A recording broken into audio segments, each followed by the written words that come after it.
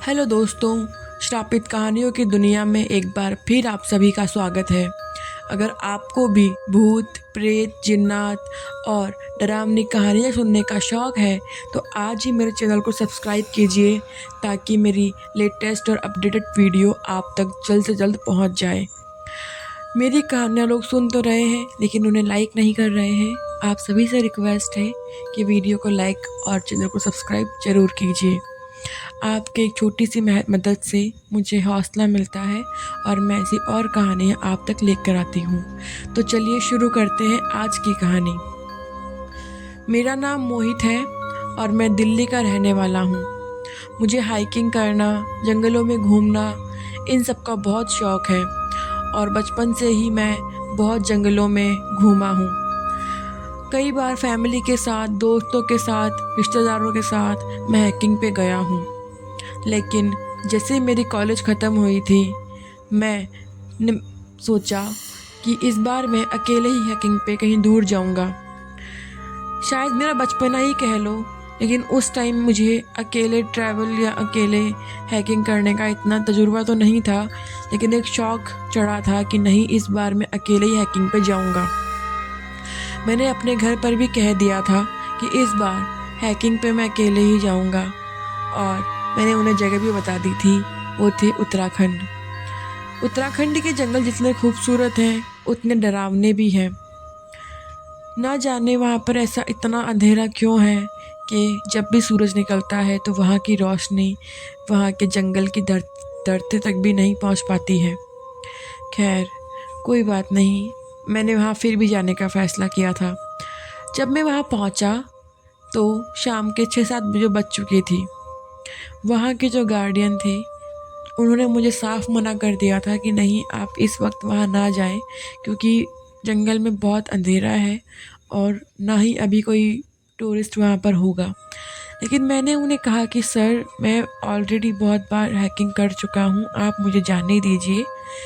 मैंने इतनी बार हाइकिंग करी है, मैंने उन्हें बताया, लेकिन फिर भी उन्होंने मुझे जाने के लिए मना कर दिया। खैर, कोई बात नहीं, मैंने वहाँ पर कहा कि ठीक है, नहीं जाऊँगा। लेकिन जैसे ही वहाँ से गार्डियन हट गए, मैंने अपना सामान पैक किया और मैंने रात में ही चढ़ने का फ़ैसला किया। ना जाने ऐसा कौन सा मुझ पर भूत सवार हो गया था कि मैं रात भी इंतज़ार नहीं कर पाया, मैं रात को ही निकल गया।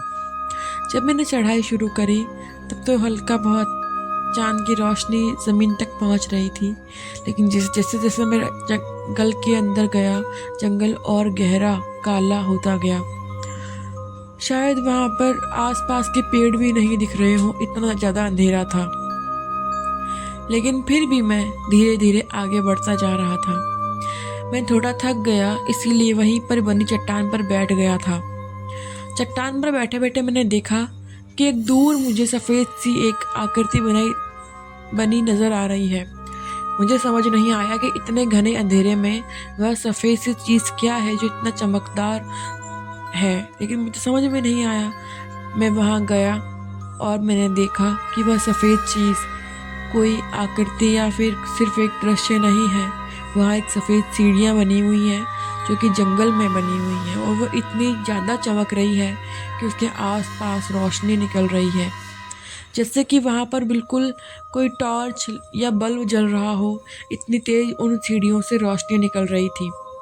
मैं बहुत ज़्यादा शौक में था। मुझे समझ में नहीं आ रहा था कि इतने घने जंगल के बीच में ये सब क्या है। सीढ़ियाँ भी ऐसी नहीं कि पूरी बनी हुई है, मुश्किल से 8-10 सीढ़ियाँ बनी हुई थी और उनके ऊपर कोई भी आखिरी छोर नज़र नहीं आ रहा था। शायद ऐसा लग रहा था कि किसी ने अधूरी सीढ़ियाँ बनाकर छोड़ दी है। लेकिन ऐसे घने जंगल में ऐसी सफ़ेद सीढ़ियाँ कौन बनाएगा? मैं ये सब कुछ सोच ही रहा था कि तभी मुझे डरावनी आवाज़ें आने लगी। मुझे समझ नहीं आया कि आखिर ये सब हो क्या रहा है। तो मैं ये सब कुछ शांति से देखने के लिए कि आसपास मेरे क्या हो रहा है, मैं उन सीढ़ियों पे चढ़ गया। मैं मुश्किल से 4-5 सीढ़ियाँ चढ़ा ही था कि मुझे चक्कर जैसा फ़ील होने लगा। मुझे लगा कि मुझे बहुत कमज़ोरी फ़ील हो रही है। आज तक का रिकॉर्ड है, मैंने जितना भी हाइकिंग करी है, जितना भी मैं घूमने गया हूँ, मुझे इतना वीकनेस कभी फ़ील नहीं हुआ और मुझे 4-5 सीढ़ियाँ चढ़ते ही बहुत चक्कर आने लगे और बहुत कमज़ोरी सा फील होने लगा। मुझे वहाँ चढ़े हुए 5 से 6 मिनट हो गए थे और मैं बड़ी मुश्किल से खुद को संभाल पा रहा था। मैंने आसपास देखा तो मुझे नीचे कोई नहीं दिखा और ना ही मुझे कुछ आवाज़ें आ रही थी। अब मैं नीचे उतर गया और थोड़ी देर आराम करने के बाद मैं अपने घर के लिए रवाना हो गया। मैं चाहता था कि मैं थोड़ा और आगे जाऊं, लेकिन मेरी सारी एनर्जी मानो उन सीढ़ियों ने एब्जॉर्ब कर ली हो, सौंख ली हो। अब मुझे और आगे जाने की हिम्मत नहीं बची थी और एक अजीब सा डर मेरे दिल में बैठ गया था। ना तो मैंने कुछ देखा, ना ही मैंने कुछ महसूस किया, लेकिन फिर भी मेरे दिल में अजीब सा डर था। पता नहीं ऐसा क्या हुआ उन 5 मिनट में, मुझे समझ नहीं आ रहा था। खैर, मैंने अपने घर जाने का फ़ैसला किया। जैसे ही मैं अपने घर पहुंचा, मेरे घर वाले मुझे देखकर बहुत शौक में थे। उन्होंने मुझे कहा कि बेटा, तुम 5 महीने से कहाँ थे? मुझे उनकी बात सुनकर यकीन नहीं हुआ। मैंने कहा, आप क्या बात कर रहे हैं? मैं परसों तो गया था, कल मैं वहाँ पहुँच गया और आज मैं वापस यहाँ पे आ गया हूँ। मुश्किल से मुझे 3 दिन हुए हैं और आप मुझे पूछ रहे हैं कि मैं 5 महीने से कहाँ था। मुझे लगा कि मेरे पेरेंट्स मेरे साथ मजाक कर रहे हैं, लेकिन जब मैंने समय देखा, तारीखें देखी, तब मुझे यकीन हुआ कि वाकई मुझे 5 महीने हो चुके हैं। मुझे भी समझ नहीं आ रहा था कि आखिर ऐसा कैसे हो सकता है।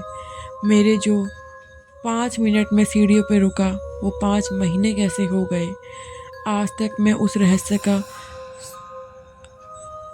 उत्तर नहीं खोज पाया। मैं अपने परिवार के साथ दोबारा वहाँ उसी जंगल में गया था, उन्हें दिखाने के लिए कि मैं 5 महीने नहीं, सिर्फ 5 मिनट ही गायब था। जब मैं उन्हें दिखाने के लिए लेकर गया, लेकिन वहाँ पर मैं दिन पर पहुँचा था। मुझे वहाँ पर कोई सीढ़ियाँ नहीं दिखाई दी। यहाँ तक कि मेरे परिवार वालों ने भी मेरी बात को अनसुना कर दिया। उन्हें लगा कि मैं कहीं दूर चला गया था या फिर घर छोड़ दिया था, जबकि ऐसा कुछ भी नहीं था। मैंने उनसे कहा कि वह सीढ़ियाँ सिर्फ रात में दिखाई देती है, आप रात में इंतज़ार करो। हम पूरी रात वहाँ बैठे रहे, लेकिन ना तो सीढ़ियाँ दिखाई दी और ना ही कुछ और। मुझे नहीं समझ आ रहा था कि ऐसा कैसे हो सकता है। मैंने बहुत कोशिश की समझाने की मेरे घर वालों को, लेकिन मैं उन्हें नहीं समझा पाया। फिर मैंने कहा कि ठीक है, मैं कहीं अपने दोस्तों के साथ ही चला गया था, ऐसी कोई सीढ़ियाँ नहीं है। और मैं कहता भी क्या, क्योंकि ना तो सीढ़ियाँ दिखाई दे रही थी, ना मैं कुछ प्रूफ कर सकता था और ना ही मैं अपने घर वालों को समझा सकता था। आज मैं ये कहानी आप तक पहुंचा रहा हूँ। इसके पीछे सिर्फ एक ही कारण है, एक ही उद्देश्य है कि अगर आपको ऐसी कोई सीढ़ियाँ दिखाई दे तो आप उनके पास ना जाएं और दूर से ही चले जाएं। अगर आप पास जाते हैं तो आपका समय तो थम जाएगा, लेकिन आपके आसपास की चीज़ों का समय बहुत तेज़ी से निकल जाएगा और आपको उस चीज़ का पता भी नहीं चलेगा। तो दोस्तों, ये थी हमारी आज की कहानी, जिसे सुनकर थोड़ा मैं भी शौक में चली गई थी। मुझे भी इस रहस्य का आज तक नहीं समझ में आया कि ऐसा कैसे हो सकता है।